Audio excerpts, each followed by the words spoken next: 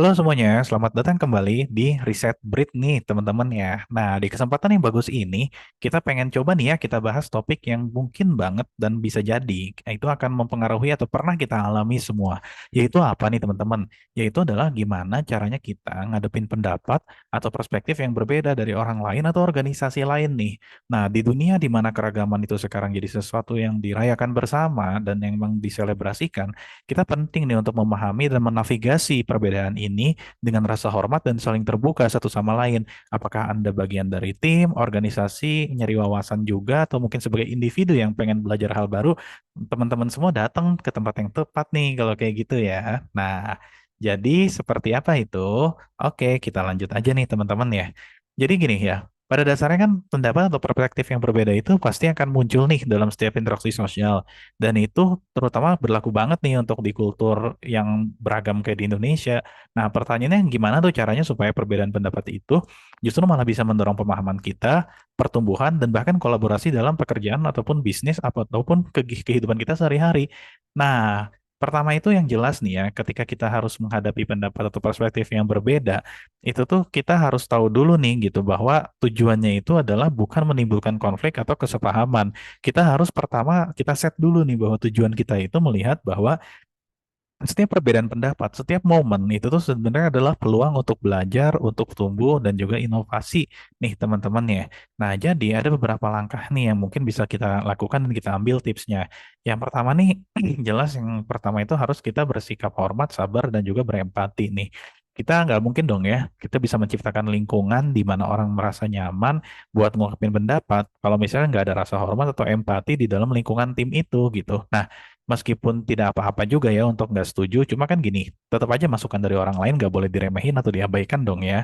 Nah, kita mesti ingat nih bahwa dengan kita selalu berusaha dengerin, kita berusaha memahami perspektif baru, jadi kita tuh tidak akan secara otomatis jadi yang menggerakkan atau mendominasi penentuan gagasan. Justru kita harus menunjukkan bahwa kepada rekan kerja bahwa ada ruang-ruang di mana semua pendapat itu bisa diterima dan diberikan sesuai porsinya ya.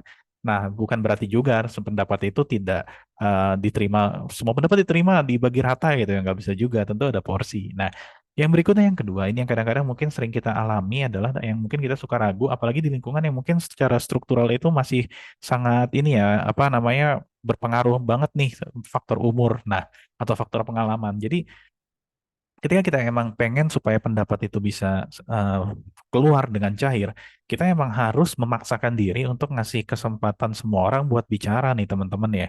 Jadi ngelola kepribadian yang kuat nih ya, kalau ada orang yang mungkin kuat kepribadiannya di dalam satu tim, nah itu kadang-kadang itu tuh bisa menjadi tantangan besar ketika tim itu ingin berdiskusi yang secara konstruktif. Kenapa? Karena yang orang-orang yang pendiriannya kuat itu kadang-kadang mereka itu memang lebih konfrontatif di dalam ruangan dan ketika mereka itu menjadi konfrontatif kadang-kadang mereka itu jadi menghalangi yang lain tuh untuk takut berbicara padahal mereka sebenarnya tidak berniat begitu, mereka sendiri kan kadang-kadang memang juga pengen mengekspresikan diri karena memang cara mereka itu memang dominan gitu. Nah, jadi kalau misalnya teman-teman tuh misalnya ada yang kayak di timnya itu mungkin memang cukup dominan dan itu memang sesuatu yang alamiah gitu, mungkin itu diatur aja gitu bahwa yang dominan tuh lebih sedikit dibatasin dan yang mungkin kurang dominan itu lebih didorong nih untuk bicara. Atau gini, mungkin ada juga tips di dalam satu meeting itu diwajibkan tiap orang tuh ngomong dulu 1 menit, 2 menit, baru habis itu terserah siapa yang lebih suka ngomong ngomong, yang lebih suka diam diam. Ada juga bisa kan caranya kayak gitu ya. Nah, terus yang berikutnya, yang ketiga itu ya ada inilah ya. Tetap kita dalam satu dialog itu kan ada cakupan, maksudnya tidak segala hal juga bisa dibahas dalam dialog. Jadi perlu juga nih untuk apa? Tetapkan batasan dalam dialog gitu. Nah, jadi bukan berarti ketika semua orang itu bisa berekspresi itu jadi perdebatan sengit yang gak ada ujungnya gitu. Jadi pada dasarnya kan gini, semua boleh disampaikan gitu dengan catatan. Yang pertama nih ya, mungkin ya jangan sampai nih ada yang diserang tuh pribadi. Kalau argumen tuh dibantah ya boleh banget gitu kan. Argumen dibantah ada referensinya gitu kan, dilawan referensi lagi itu bagus banget. Nah, yang kedua, yang kadang-kadang mungkin ini agak sulit, terutama kalau di online ya, kalau di lingkungan biasa sih kayaknya nggak bisa, jarang terjadi ya, yaitu menyela atau membicarakan orang lain di dalam forum. Nah, ini yang online tuh kadang-kadang ini sangat sering kejadian ya, karena memang di online itu kan kadang-kadang kita susah, ada lag waktu, terus ekspresi juga tidak kelihatan sepenuhnya. Jadi kadang-kadang kita suka dikira menyela padahal niatnya nggak gitu. Nah, terus yang berikutnya juga yang penting kita jangan menolak atau mengabaikan pandangan orang lain. Tetap walaupun misalnya pandangan dia nggak bisa berkontribusi terhadap konklusi, tetap ya dicatat atau diingat gitu kan. Nah, terus habis itu juga jangan tiba-tiba ngubah topik kalau emang misalnya itu masih belum diskusi bebas. Kalau masih dalam diskusi terarah ya baiknya tetap dalam topik yang relevan ya. Nah, terus dari situ juga jangan sampai nih teman-teman yang kadang-kadang suka tanpa kita sadar, kita tuh jadinya kayak mempermalukan orang lain. Ya mungkin kalau kita belum kenal ya sudahlah gitu kan, sama-sama ngerti. Cuma kalau kita udah kenal jangan diniatin juga buat mempermalukan orang lain gitu. Nah, sama terakhir itu kadang-kadang memang kalau kita diskusi terutama anak muda di sini juga sebagai pembawa materi juga kadang-kadang suka ngerasain ya itu enak kadang-kadang ngelompat ke kesimpulan nih teman-teman gitu kan. Padahal sebenarnya lebih bagus nih ya kan apa kita itu kadang-kadang confusion is far better than early conclusion. Jadi sebenarnya kadang-kadang kebingungan atau confusion itu tuh jauh lebih terhormat daripada konklusi yang kecepatan. Nah, kadang-kadang memang konklusi itu walaupun kita udah tahu, itu hanya hipotesis. Kadang-kadang tetap harus kita uji sampai nanti kita memang sudah dapat data yang cukup buat narik kesimpulan. Nah, ini kadang-kadang anak muda nih ketika masih asumsi atau pendapat, ya mungkin memang pinter gitu kan. Cuma kadang-kadang kita sendiri suka tergoda bikin kesimpulan, padahal belum tentu seperti itu. Nah, terus jangan lupa juga nih teman-teman ya, kalau dalam diskusi atau dalam apapun, mencari titik temu itu esensial teman-teman. Jadi untuk kita emang itu bisa mengakui dan menghargai keragaman pendapat sama perspektif, kita tuh harus nyari area yang bisa jadi gray area yang disitulah jadi titik tengah.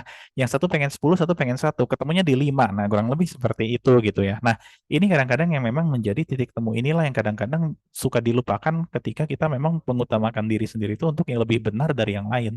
Ketika kita emang lagi di dalam forum yang sifatnya saintifik atau engineering, lebih benar dari yang lain, yes itu harus. Nah, namun kalau kita berbicara di dalam forum yang sosial, fondasinya itu kan bukan benar salah. Fondasinya adalah saya sepakat dengan dia, saya sepakat dengan A, sepakat dengan B, B sepakat dengan A. Jadi sebenarnya yang dicarikan sebenarnya titik temunya, bukan masalah siapa yang benar, siapa yang salah. Karena prinsip dasar aspek sosial itu kan kita saling mengakomodir. Supaya kenapa semuanya bergerak? Karena kalau ada yang ditinggal itu jatuhnya ya nanti malah jadi destruktif juga secara jangka panjang buat tim gitu. Nah, terus berikutnya jangan lupa juga nih teman-teman, ketika memang kita stuck selalu ya, apalagi ketika kita jadi pemimpin forum di sana, kita tuh coba cari alternatif ya. Karena apa gitu? Kadang-kadang kan nggak bisa juga nih kalau misalnya kita pengen semua orang berpegang teguh sama pendiriannya gitu. Nah, jadi kadang-kadang di sini emang juga harus kalau misalnya menyampaikan pendapat tuh selalu siap dengan plan B atau dengan usulan B. Kenapa? Karena usulan A itu lebih sering misalnya nggak diterima atau misalnya nggak jalan ya, biasanya kan usulan A yang di awal. Nah, yang terakhir tentu adalah celebrate atau rayakan keragaman pemikiran kita itu nih. Nah, jadi ketika kita emang udah bisa mengenali teman-teman yang berbeda, itu justru kayak kekayaan yang sangat indah dan sangat bisa kita nikmati nih. Justru dengan adanya keragaman itu, nanti kita bisa menghasilkan lebih banyak kreativitas, inovasi, produktivitas, dan juga value-value baru. Nah, ini juga harusnya bisa membuat kita jadinya menghindari pemikiran-pemikiran yang niche-niche kelompok atau yang silo, bias-bias dalam organisasi, dan juga blind spot atau titik buta yang merusak. Jadi dengan memelihara lingkungan yang aman nih buat teman-teman kita di dalam tim, kita vulnerable satu sama lain, jadi saling membuka diri terhadap kelemahan kita dan apa ya saling mengisi kelemahan itu dengan kelebihan yang lain gitu. Harusnya kita tuh akan selalu bisa nemuin cara baru untuk mengatasi rintangan dan juga mecahin segala macam masalah nih teman-teman ya. Nah, jadi gimana dong ya? Ya intinya sih dengan ngikutin langkah-langkah yang tadi, walaupun nggak mesti diikutin juga, banyak alternatif lain. Intinya adalah tujuan kita adalah konflik itu bisa berubah jadi percakapan yang konstruktif, ada titik temunya. Jadinya apa? Kinerja dan kesejahteraan tim juga makin tumbuh gitu ya. Nah, mungkin itu aja kali ya di kesempatan kali ini.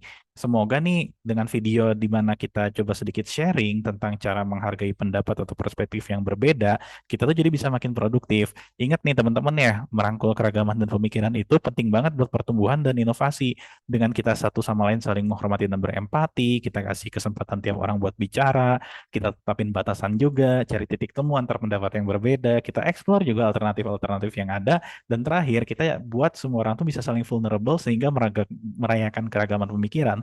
Kita bisa bangun organisasi kita itu selalu dalam lingkungan yang positif dan juga produktif nih buat kolaborasi. Jadi, ayo kita kejar ke sana, di mana kita bisa selalu produktif. Terima kasih telah nonton. Sampai jumpa lagi nih teman-teman di kesempatan berikutnya ya. Bye-bye. Assalamualaikum.